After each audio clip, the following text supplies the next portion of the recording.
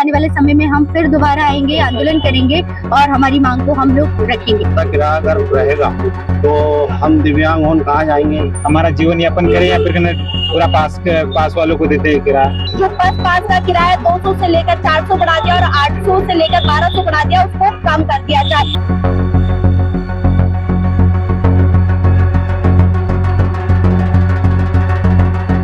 बस पास में हो रही बढ़ोतरी को लेकर छात्र संगठन अपनी मांगों को लेकर आज कलेक्टर पर आए हुए हैं। क्या मांगे हैं, किन मुद्दों को लेकर आए? आइए हम सीधे उनसे बातचीत करते हैं कि किन मुद्दों को लेकर आए। मैडम, आप किन मुद्दों को लेकर कलेक्टर कार्यालय पर आए? पहले आप निगम में भी गए थे, वहाँ से आपकी सुनवाई हुई, क्या आश्वासन मिला आपको?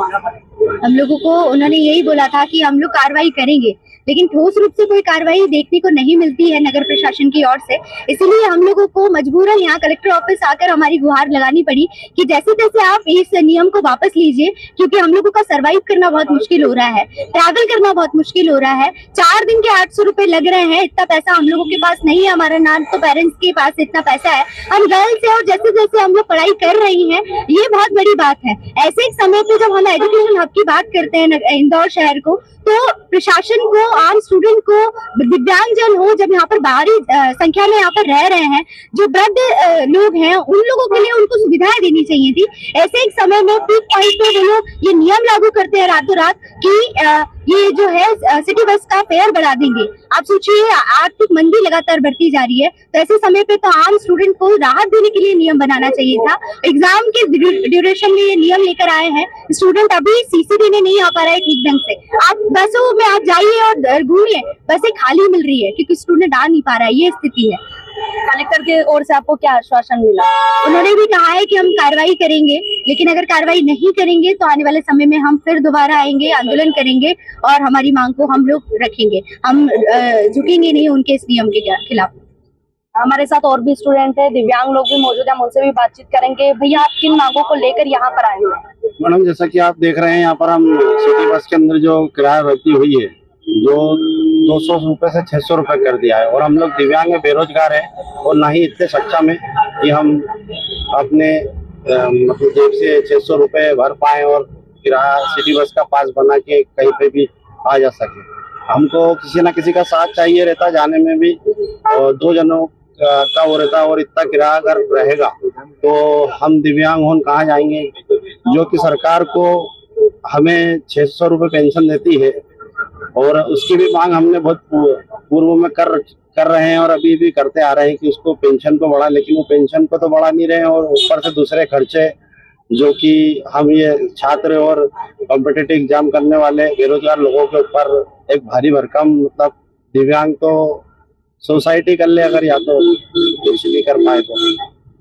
भैया, किराया बढ़ा है तो क्या उस तरीके की सुविधाएं भी मिल रही है क्या आपको बसों में? नहीं मिल रही उस तरह की सुविधाएं, और हम काफी परेशान हो रहे हैं। हम दिव्यांग लोग रोज कॉलेज जाने वाले स्टूडेंट हैं, लेकिन हमको इतना कहना 600 रुपये पेंशन हो गए। 600 रुपये हमारी पेंशन है और 600 रुपये हमारा पास का कहना कर दिया, 400 रुपये कर दिया। हम हमारा जीवन यापन करें या फिर कहना पूरा पास वालों को देते हैं किराया। तो हम चाहते हैं कि ये जो पहले था पास, उसको कहना कम करे, और जो अभी सभी स्टेटों में क्या बोलते काफी स्टेट है वहाँ पे दिव्यांगों को फ्री सुविधा दी जाती है, जबकि यहाँ पे मध्य प्रदेश में ये एक ऐसा स्टेट है यहाँ पे कुछ भी नहीं है हमारे लिए। ऐसे कहाँ से भैया?